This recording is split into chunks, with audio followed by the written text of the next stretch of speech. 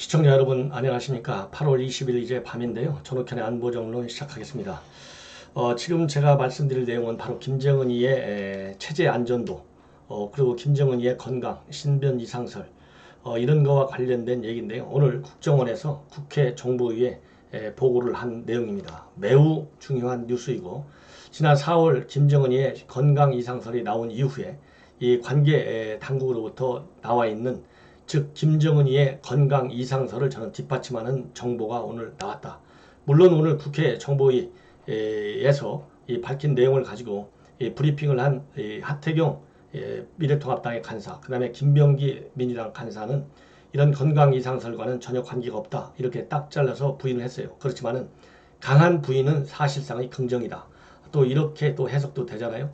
너무나 민감하기 때문에 저 정부 당국에서 건강 이상설이 있다, 이렇게 인정하기는 사실상 굉장히 여러 가지 이 전략적 환경이 어렵습니다. 그렇지만 제가 오늘 이 국회 정보위 보고는 사실상의 건강 이상을 인정한 것이다, 저는 정반대로 해석하고 싶고요. 그 내용을 집중적으로 여러분들께 분석해 드리겠습니다. 오늘 국회 정보위에서 보고한 내용의 핵심의 김병기, 그 다음에 하태경 이 두 간사에 의해서 발표가 됐는데요. 그 내용을 보면 김정은이가 권력을 이양하고 있다.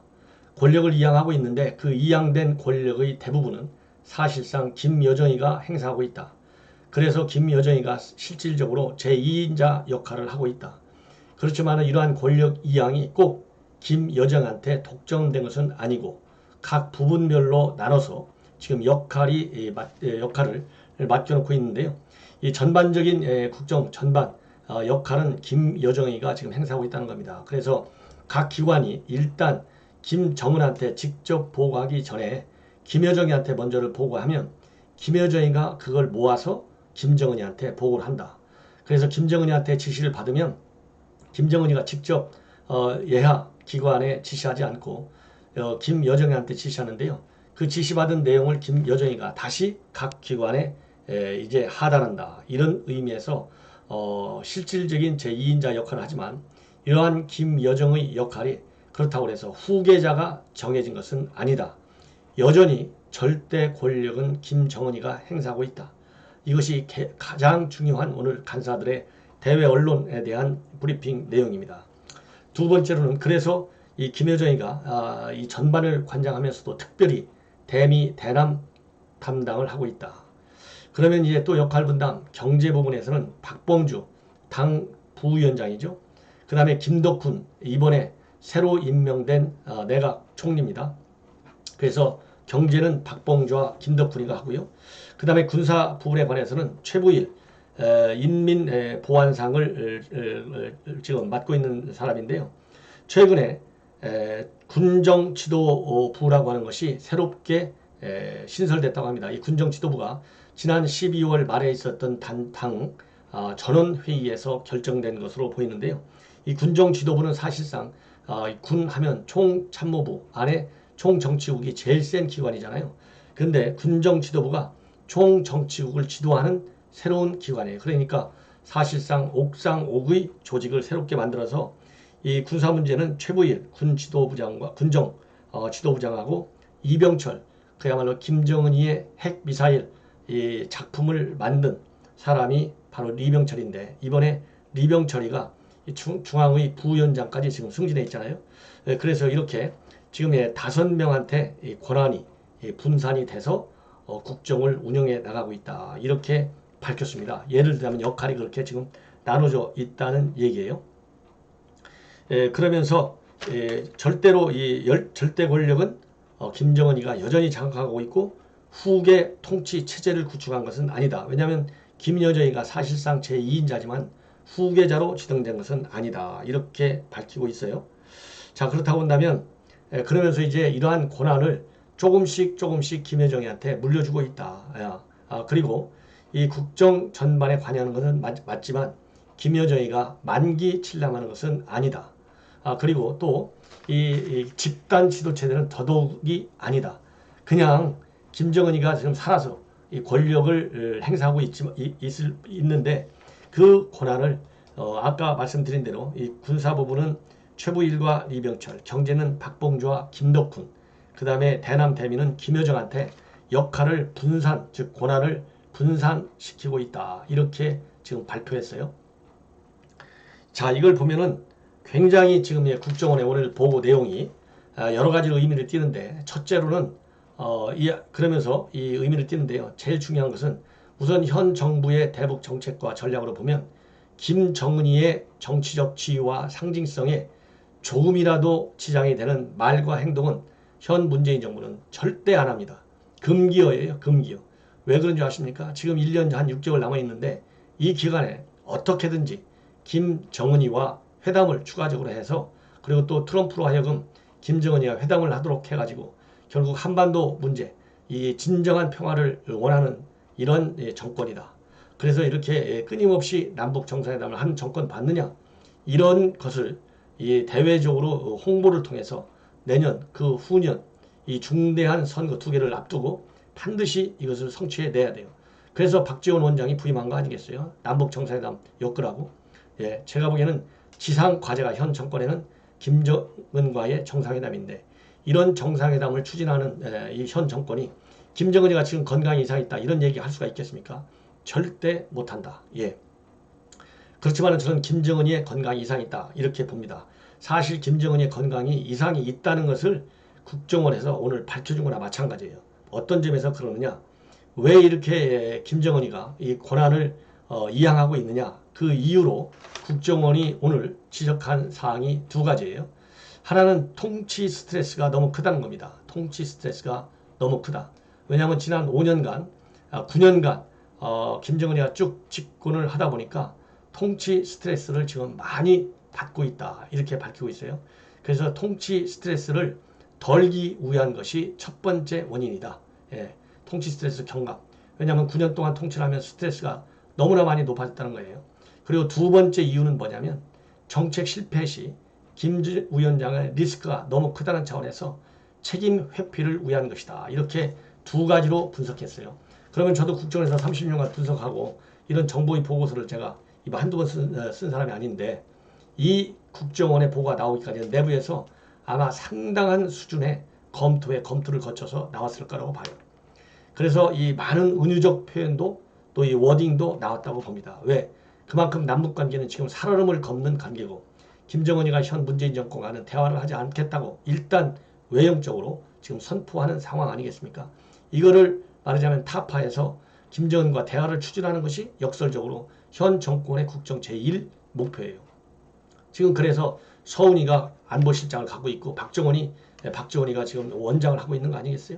통일부 장관에는 이인영이를 데려다 놓고, 이게 다 삼각 플레이가 김정은이를 대화로 끌어내는 데 있는데, 여기에서 건강 문제는 정말 절대 말할 수가 없죠. 그러면 그거를 은유적으로 어떻게 표현했느냐, 통치 스트레스라는 말에 다 들어가 있어요. 통치 스트레스. 다 통치 스트레스가, 건강한 사람도 물론 통치 스트레스 받죠. 아니, 저도 방송하다 보면 스트레스 많이 받아요. 자, 스트레스 받지 않고 일하는 사람이 있겠습니까? 그런데 김정은이가 권한을 이양한다고 할 때 얼마나 될 만한 적당한 용어가 없으면 통치 스트레스를 말로 썼겠느냐. 쉽게 얘기해서 두리뭉실하게 썼잖아요. 알아서 해석하라는 것이죠. 전문가마다. 그래서 저는 이 통치 스트레스라는 말이 이 첫 번째 이유가 됐거든요. 그러면 현 상황에서의 통치 스트레스는 여러 가지가 있을 수 있어요. 자, 제재 때문에 오는 스트레스, 경제, 민생 파탄 됐잖아요. 그 다음에 외환은 있잖아요. 그런데다가 코로나 사태 있죠. 자, 이런 모든 것이 통치 스트레스예요. 그러면서 이제 장마당 굉장히 확산되고 있잖아요. 그 다음에 핸드폰 지금 600만 대라는 거 아니에요? 2,500만 인구에 600만 대다. 그러면 북한 체제에서 4분의 1이 핸드폰을 가지고 있어요. 자, 그렇기 때문에 그 얘기는 뭐냐? 그리고 최근에는 우리 한국에서 북한에 전단을 뿌리고 있다. 김정은이의 실패, 이것을 지적하는, 인권 탄압을 지적하는, 실책을 지적하는 전단을 뿌리고 있다고 하는 것이 북한 내부 주민들에까지 이제 완전히 공개됐어요.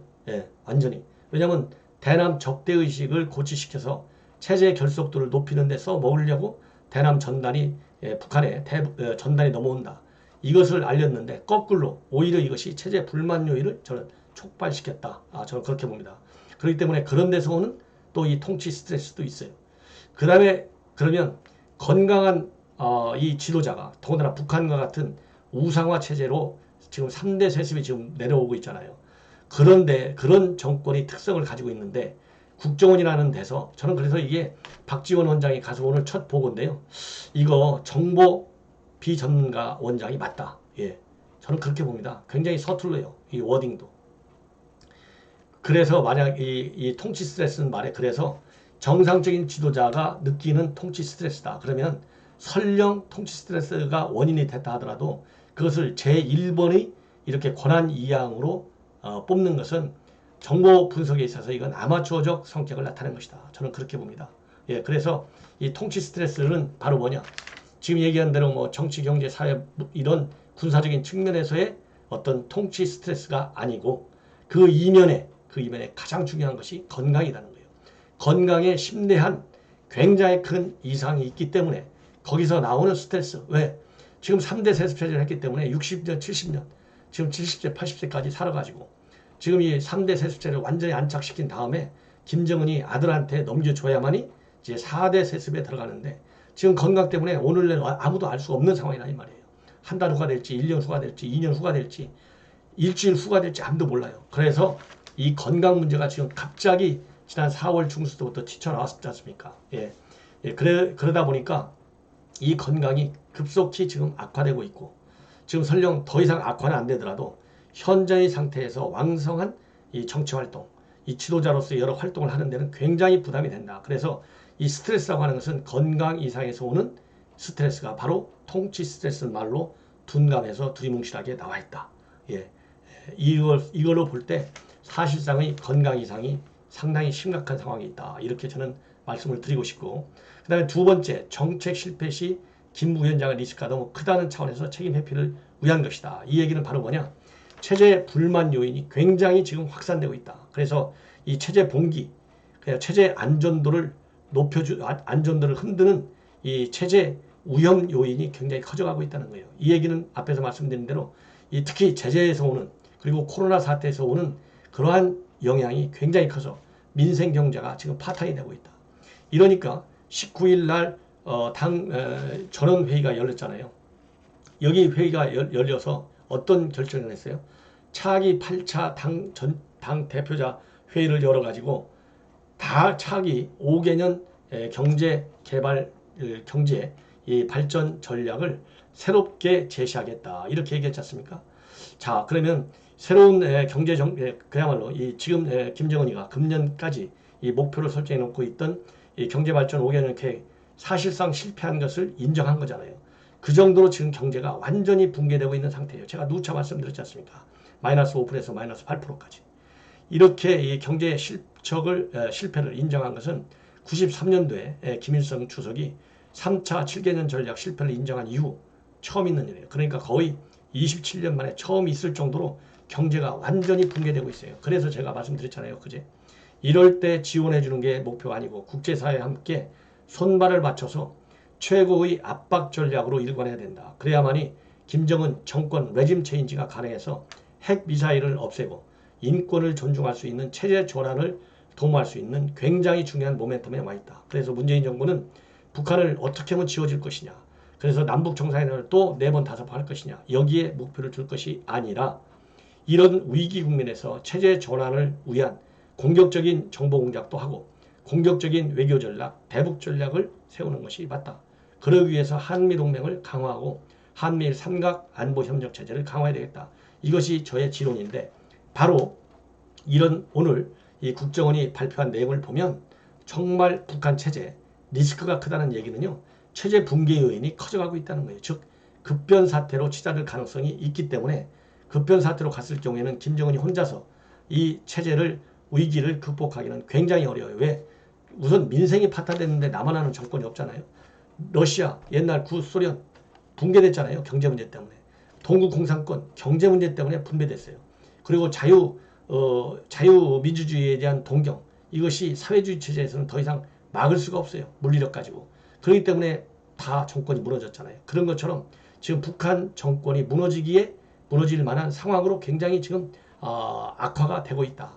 이런 측면에 바로 정책 실패 시 리스크를 분담하자 이런 건데 김정은이 3대 세습체제에서 정책 실패 시의 리스크를 나누자. 이게 상상이나 할 수 있는 얘기입니까? 이 얘기는 지금 김정은 체제, 일면 김정은이가 건강이 지금 악화될 대로 악화됐고, 그러면서 코로나 사태와 제재 이걸로 인해서 체제의 존립 기간이 무너지고 있다고 하는 엄청난 시그널을 지금 오늘 정부의 보고를 통해서 지금 알려졌다. 아마 내일부터요 전 세계 언론에서 엄청난 이 분석이 나올 것 같습니다. 자, 저는 그래서 굉장히 위중한 급변 사태, 그리고 김정은이의 건강 악화가 상당히 심각한 상황에 이르고 있다. 그 악화의 원인은 바로 가족력, 심근경색, 혈압, 비만, 당뇨, 그 다음에 음주, 이런 모든 김정은이의 지병에서 나오는 것이다. 이런 말씀을 드리고 싶어요. 자, 그런데 이러한 저의 평가와 이제 관련해서 일부 오늘 언론에서요 이 전문가들 몇 분이 소개됐습니다. 윤덕민 전 국립외교원장이 이 평가 내용은 저하고 조금씩 달라요. 저는 상당히 좀 악화된 상황을 강조하고 있고, 김정은 체제 위기가 상당히 빠른 속도로 진행되고 있다. 뭔가 건강에 이상이 있고 이 급변 사태가 진행 중이다. 이렇게 저는 최악의 시나리오에 대비해서 저는 분석을 합니다.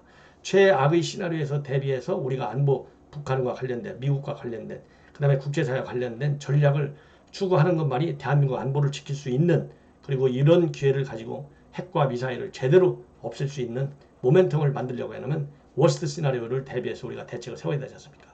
그래서 이 윤덕민 외교원장 같은 경우에는 58년도에 중국에서 마오쩌둥 대약진운동에 실패한 뒤에 등소평을 내세워 수습했지만 위임통치나 권력의 이양으로 보는 사람은 없었다.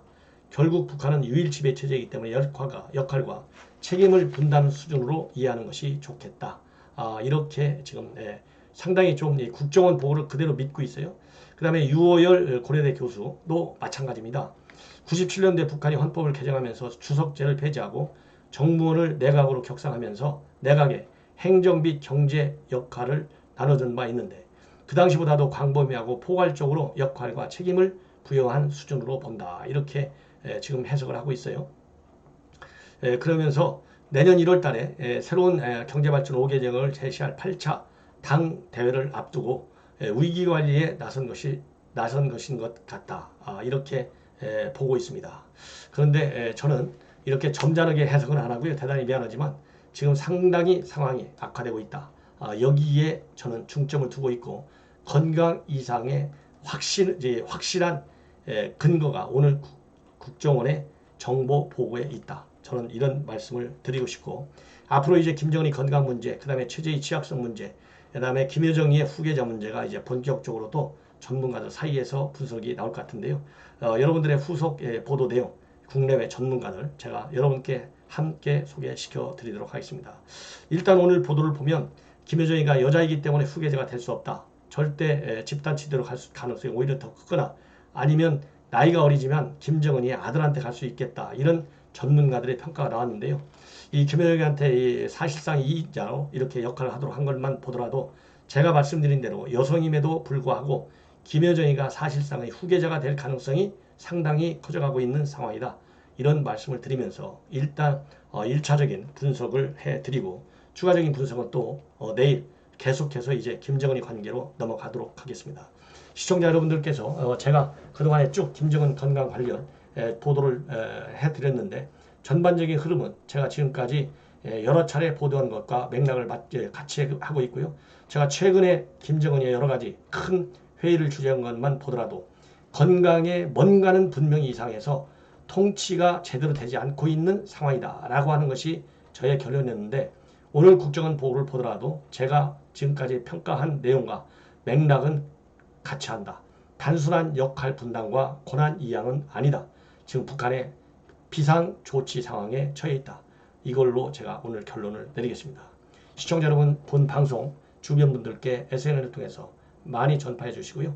새로운 구독자를 많이 소개시켜 주셔가지고 제가 이제 100만 대군을 모시고 방송에서 현 정권에 대한 비판과 견제, 그리고 북한 문제에 대한 정확한 이해를 통해서 제대로 된 외교안보 전략이 만들어질 수 있는 그러한 여론을 만드는 데 기여할 수 있도록 도와주시면 대단히 고맙겠습니다.